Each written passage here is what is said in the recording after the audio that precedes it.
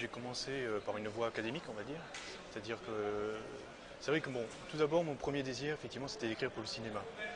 Et selon beaucoup de conseils, bon, la profession est assez difficile, donc je me suis formé avec un parcours plus académique, c'est-à-dire conservatoire, université, et pour finir à l'école normale de musique de Paris.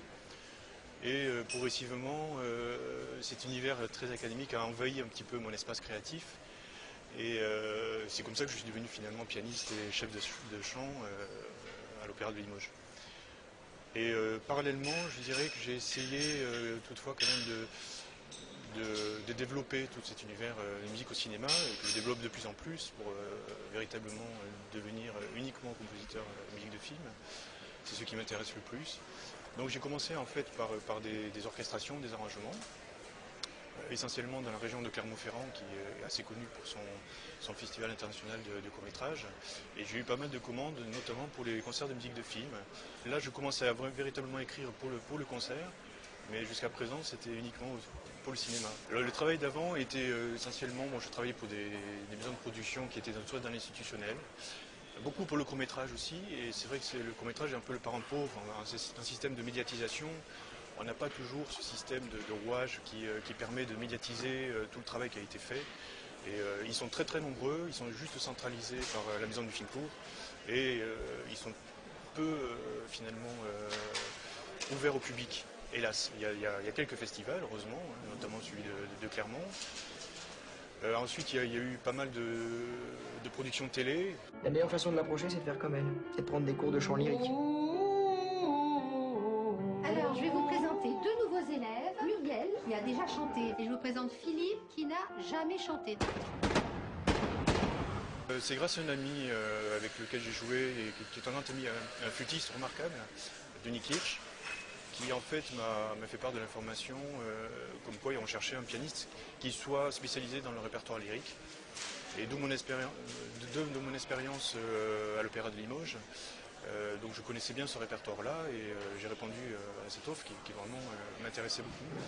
Et lorsque j'ai rencontré Evelyne Kirschenbaum, qui est le professeur de chant dans le film, c'est elle qui a sélectionné les différentes pièces du répertoire pour le cours de chant. Parce qu'elle est réellement prof dans la vie. Elle est réellement professeure dans la vie. Et elle est d'ailleurs la même dans le film et dans la vie. C'est assez remarquable. Je crois que c'est son premier film et on croirait que c'est une actrice comme ça, chevronnée. C'est assez étonnant. Et donc elle avait fait une sélection assez informelle et en fait, disons qu'elle est tombée dans un répertoire qui parfois ne tombait pas dans le domaine public. Donc ça posait de sacrés problèmes de droit, de budget évidemment. Et on a été obligé de retravailler un petit peu tout le répertoire et c'est là que je suis entré un petit peu dans les choix musicaux en tant que conseiller musical et finalement à la fin du compte j'ai été directeur musical puisque j'ai effectué tous les arrangements pour le tournage. Donc le travail s'est effectué en 2 temps en fait. Premier temps pianiste à l'écran et pianiste accompagnateur. Et pour les besoins du tournage, j'ai fait tous les arrangements. Donc, d'ailleurs, c'était assez sportif parce qu'il fallait que je fasse les arrangements la nuit pour le lendemain. Et puis, il fallait que je sois frais et souriant le lendemain pour l'image. Donc, je dois dire, heureusement qu'il y a le maquillage qui est de rigueur au cinéma parce que c'était pas évident. Et à la fin du tournage, naturellement, bon, j'ai voulu m'investir dans ce film parce que progressivement, j'ai senti quelque chose qui se construisait. C'était pas évident parce que lorsqu'on est sur le tournage, on n'a pas de recul nécessaire. Mais j'ai bien senti quand même ce film était un bel hommage pour le monde du lyrique et le monde de la musique.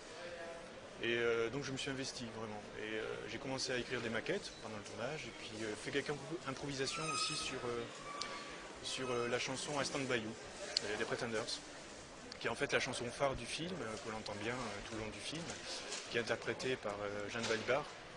Et avec un texte français de Michel Jourdan, qui est un grand monsieur de la chanson française. Et donc j'ai effectué des improvisations jazz et j'ai soumis tout cela à Ilan à la fin du tournage. Je voudrais pas dire de bêtises, mais je crois que je vous aime.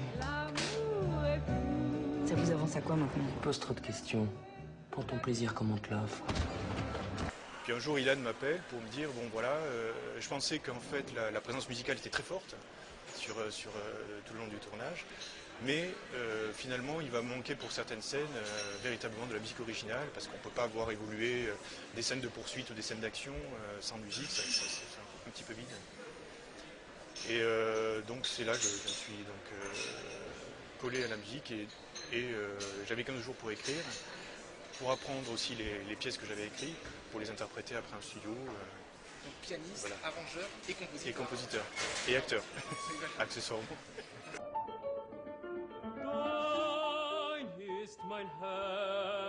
Arrêtez de chanter, ça me pénètre sous les ongles, c'est super désagréable. Vous n'allez pas jouer quand même. Oh si, comme ça ce sera fait, on pourra aller dormir. Et j'ai eu l'idée en fait de lui proposer que son film soit traité un peu comme une sorte d'opéra comique. Parce que je trouvais que les personnages, l'intrigue évoluaient comme un livret d'opéra comique du XXIe siècle. Je trouvais ça assez amusant. Donc j'ai proposé de traiter toutes les parts musicales comme des arias, des récitatifs, des petits divertissements. On entend sur la scène de la poursuite une sorte de tarentelle comme ça qui accompagne, avec un ton plutôt décalé. On reste dans le classique, mais en même temps on sent qu'il y a un décalage comme ça, une volonté de se décaler à l'image. On aurait pu tomber dans l'univers du film d'action, avec les accords qui ponctuent l'action. Et surtout en tant que pianiste, c'était difficile de fuir un peu ce cliché, parce que là, je me mettais à accompagner l'action, l'image. J'aurais pu tomber dans les clichés des Buster Keaton ou en remplaçant des bons vieux ragtime, des standards de jazz. Et j'ai essayé d'être diamétralement opposé par rapport à ce langage. Et je crois que j'ai essayé aussi de répondre à sa volonté de vouloir mélanger les genres. C'est un peu sa grande qualité esthétique. Il essaie de manier tous les genres et puis essayer de fusionner tout cela de manière avec beaucoup de goût. Et au niveau musical, il m'a suggéré de faire ce travail-là aussi, ce qui explique qu'en fait on passe d'un univers complètement baroque à un langage ultra contemporain. Dès la première scène, vous avez c'est une séquence que j'ai travaillée suite à ma recherche un peu musique expérimentale contemporaine, où j'ai préparé mon piano un peu à la façon de John Cage et j'ai essayé de traduire musicalement cette tension qu'il y a lors de la première scène. Tout cela en improvisation. C'est de l'improvisation mais écrite, c'est-à-dire mûrie sur ce travail. Au départ c'était improvisé, j'ai eu des premiers jets comme ça. Et ensuite, bon, j'ai élaboré mon score et pour après le retravailler en tant qu'interprète. Donc ça a été fait en plusieurs étapes. C'est pas de l'improvisation pure, c'est plutôt de l'improvisation comme aurait fait à l'époque de Liszt ou Chopin, ce qu'on appelait les paraphrases.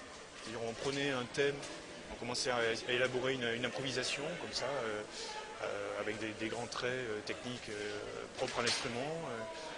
Et on donnait cette impression comme ça d'improvisation, mais c'était écrit malgré tout.